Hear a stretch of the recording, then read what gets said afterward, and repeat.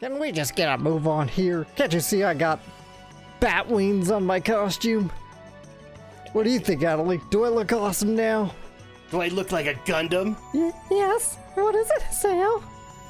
When I'm with you, everything looks beautiful. I am a Gundam. Let's see.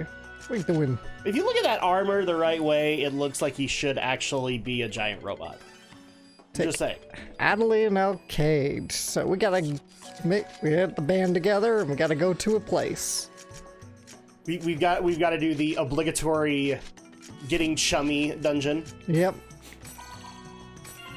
It's always helpful to be able to get chummy in the dungeon. Just saying. Thanks for the invite, Haseo. I'll be right there, so just hang on one bit.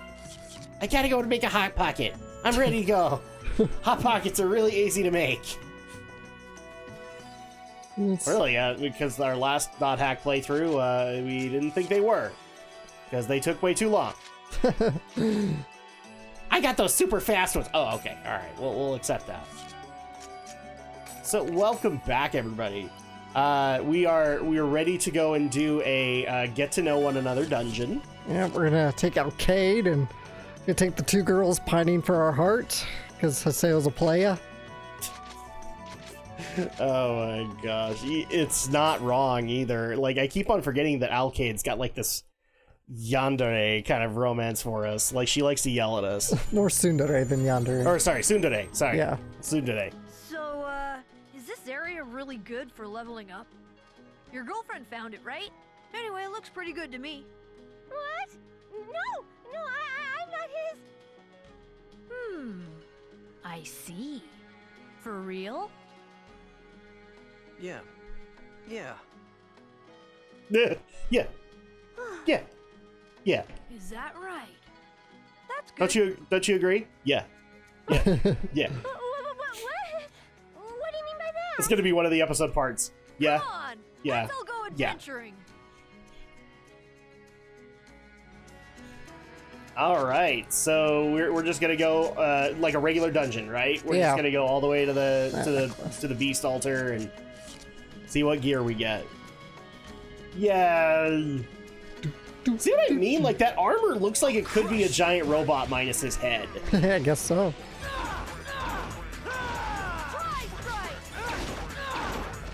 And the scythe does not help. All I need him is to have a helmet, and then at that point he would be the Gundam Death Scythe, reborn.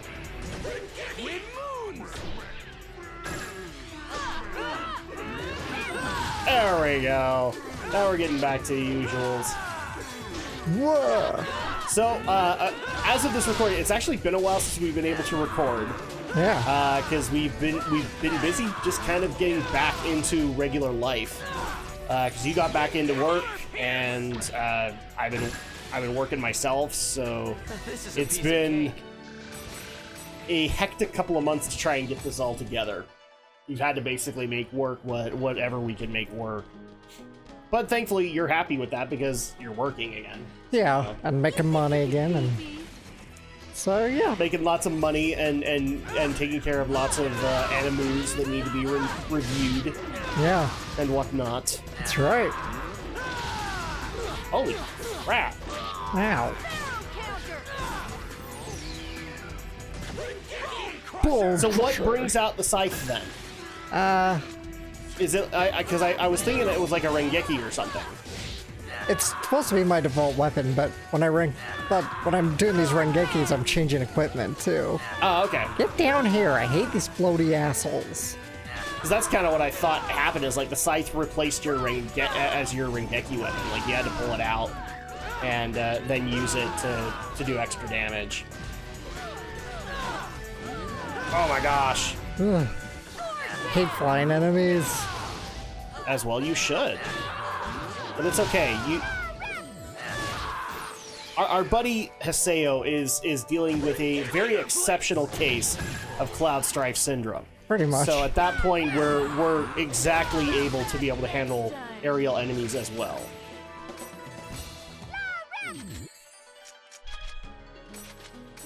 Except, unlike Cloud, he does not actually have to carry the sword on his back. He has a bag of holding back there. What? I need to get some. Oh, can you actually upgrade the scythe? You can. Yeah, kind of. I mean, you can customize it to your like. I was just kind of surprised that it's like a piece of your own gear. Yeah, it is our gear. So okay. That's part of the quest is we get new weapons and new gear. Yay! But sadly, you can never go back to dueling two little daggers. Oh, you will eventually. Oh, really? Okay. Yeah. That works too. Although I do have a little bit of a bone to pick with you, sir. Oh, really? Since we've recorded, you mentioned games done quick and speedrunning. Oh, yeah. And you made the bug bite me. Because I've actually found it very intriguing to listening to a speedrun while I was working. And so, like, I just put on random speedruns and just listen to the commentary that the couch is giving. And I've already, like, busted through way too many speedruns to count, and all of them are games done quick. Yeah. Because, like, here's the thing. While the most recent years have games that are loved, I like the fact that some older years actually took some risks and had some unique games in there that maybe don't get as much love as other speedrunning communities. My philosophy is to go full strength. Whoa! The best example that I can give to you is that where I guess like every game's done quick, they have a Castlevania block, and there will be at least one Symphony of the Night speedrun. But I guess it was last year, it wasn't this year, they actually ran one of the DS games, which I love. Like, the 3DS Metroidvanias are amazing. Oh, that's cool. And one of them, they did Portrait of Ruin. The only problem, and then another year they also did Dawn of Sorrow. They have not done Order of Ecclesia from what I can tell, but oh, I would love that. I would love a speedrun of Order of Ecclesia. Because those Metroidvanias are amazing. They're probably the most polished any of those games have gotten. I'm talking from the Castlevania perspective, guys, not from like indie perspective, because that's a whole other ball of wax. Because a lot of indie creators do actually polish very well with the Metroidvania formula. Ooh, you have the Lotus Flower as a scythe. It's a giant flower scythe. So guess what? You get to be Marluxia from Kingdom Hearts. Who has a rose obsession and is very beashy. He is, in fact, very, very beashy. You would be very proud. Oh, that's good.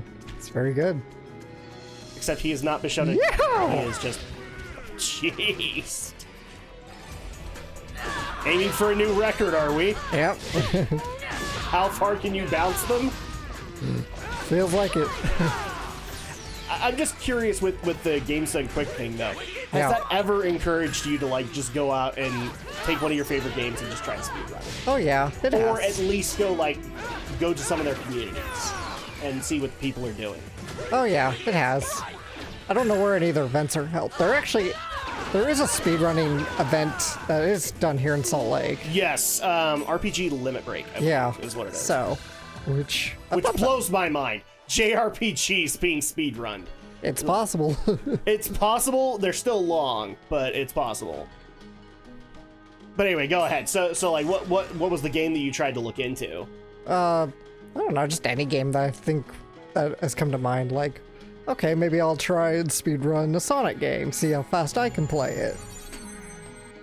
And then you watch the speedrunners, and you're like, I can't do that. Good God. Yeah. They schooled me and a half. I know, that's why I'm like, if I speedrun, I'm never gonna be able to, like, break any records or anything. I don't think that's entirely untrue, or I don't think that's entirely true. Here's the thing. If you're, like with any game that you want to get really, really good at, time and experience is going to be what you have to deal with. You know, it's just like with a career or anything like that, you've got to devote some time, you got to learn. That's one of the things I actually do like, that a lot of the speedruns I've listened to they push that endlessly. Like, there's nothing that can prevent you from doing these speedruns. It's not like we have magic fingers or anything like that. Yeah. We just learned, and one of the things I do like from the communities that I have seen is there are a lot of like veteran members who are always looking for new challengers, always looking for new competition. And so at that point, they will help them get to their level. Yeah. And then they'll just, you know, go and bounce records back and forth. Which is the way that you should do it. You should not do it the Billy Mitchell way, which is... and be a dick about it. Oh, you know what? With Billy, I think dick is not strong enough a word. I can't come up with a better... Like, he's a super dick, is what he is. Pretty much. He's a friggin' super dick. Especially when,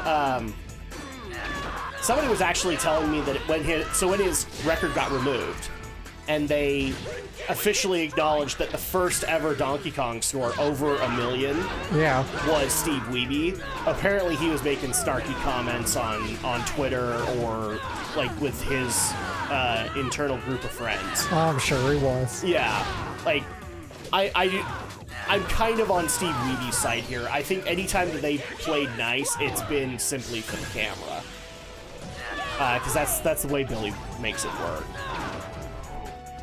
Which is a crying shame, because one of the reasons that he went off and got his record again and fought so hard was, at least for his acknowledgement, or by his own words, like for his son, which I don't believe in the slightest. I think he wanted the record back, but at the same time, maybe he also wanted to teach his son that like through hard work you can accomplish stuff. Mm-hmm. I don't know. Maybe underneath that dickish exterior, there is a good dad. I don't know. It's kind of hard to tell with a lot of people. But I like the fact that the speedrunning community isn't immediately like, oh, instant competition, I must never share anything with them. Instead, they're like, well, I don't have too many contenders, and frankly, I think we could have a lot of fun with this. I mean, the best example that I have, because one of the other things that's really fun to do with a speedrun is a game that has pissed you off endlessly, just seeing it hammered into oblivion. Yeah, really. It's really satisfying.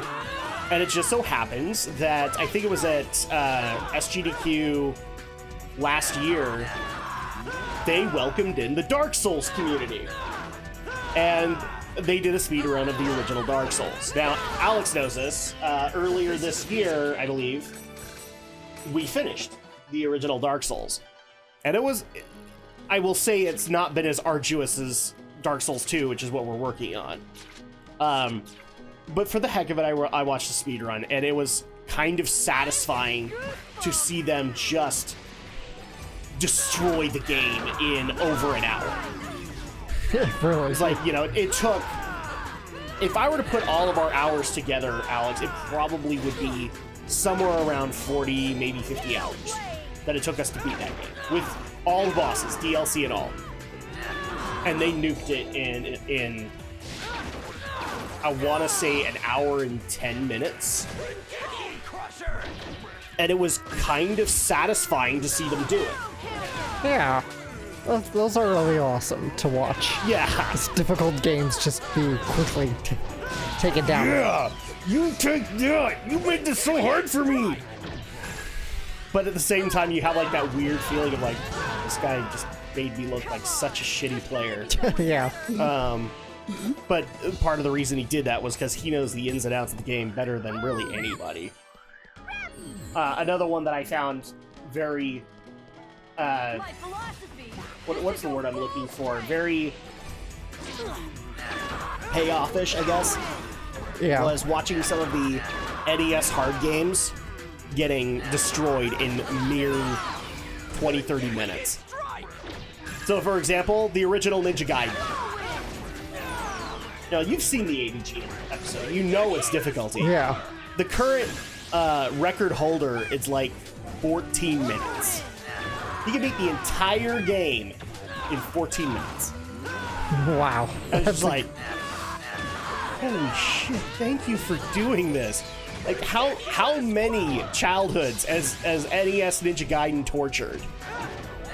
Because, I mean, eventually people go and get it beat. I've beaten the original Ninja Gaiden, and it was, oh, stupid levels of hard to do it.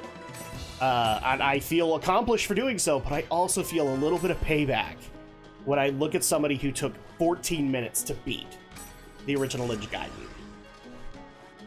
So I'm just sharing that with people. Speedruns can have that weird catharsis for you as a gamer, and also kind of push you to get better. Especially since one of the things that's been requested of Drak Shadow Live, now that we have returned, is if we would ever consider doing something like a speedrun. And we're gonna do it, but I will say this, we're not holding ourselves to the same standard of the speedrunning community just yet. Yeah, probably not. If we get there, cool. But I think in this case, like, we'll probably just beat our own records for a while there. Because, I don't know, have you thought of a game that you wanted to do as a speedrun for the stream? Oh, nothing in particular yet, but... Because right now, I think it would just be an amazing feat to take a game that could be beat in under 2 hours, or, sorry, 3 hours, and beat it. Yeah. You know? Or get as far as you can, and then, like, after 3 hours, if you couldn't do it, then it's an incomplete run. Because eventually, you'll get better. Yeah. And you'll be able to do it. I've thought of a number of games, but all of them are very open-ended. I actually thought about doing, like, high-score runs of old-school arcade games. Because I used to actually like to do that, try to push for the high score in a game. Never did it, but now I feel like I have the dexterity. I could do it. I can beat Ninja Brian's score in Burger Time. Probably not, but it'd be great if I could, right? Yeah, that would be great. Perfect! Hellfire Quake. What's actually kind of funny is, so last week we did the Arcade 1-Up story of all the new cabinets, and I saw the Burger Time cabinet, and part of me was like really happy for Ninja Brian, because now he can have Burger Time whenever he wants. Even though I think he's bought an actual Burger Time cabinet. Alright, so he's already set. Well, I don't know anymore, because remember, he used to live in London, and then he moved here to do more stuff with the Grumps and with Ninja Sex Party. He may have sold it. That's true. He may have sold it just because, you know, less things to travel with. But now I can totally see, like, Aaron getting him a Burger Time cabinet. Just to make up for that. And probably at a much cheaper price than what he got it for.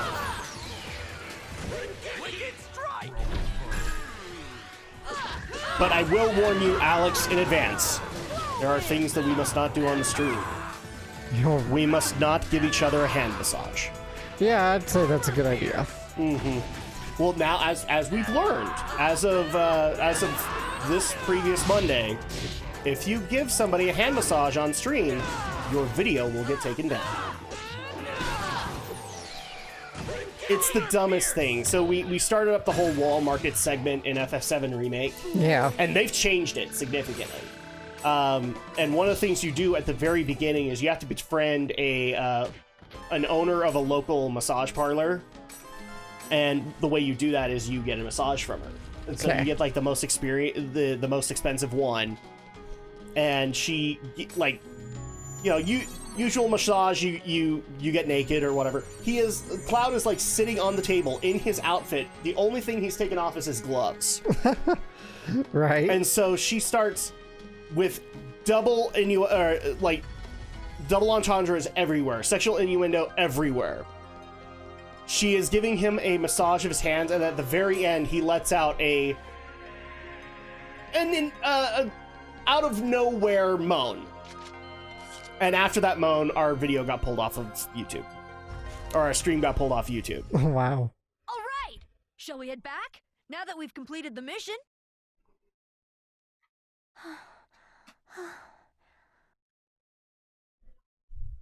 Atoli, are you okay?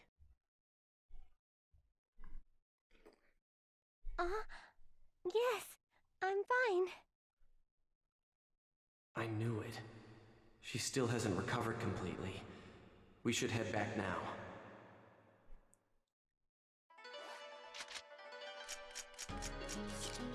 Do you ever recover completely from your avatar being stolen? I don't think so. Or no, no, not her avatar. Her epitaph being stolen. Sorry. Good work, everyone. Well, I'll be going home now. All right then. I guess we better call it a day. See you later, Haseo. We got mail. You know, some guys would be very happy to have 2 pairs of boobs behind him when playing a game. And it's really disconcerting that Haseo plays Sasuke and goes, whatever. You just don't know.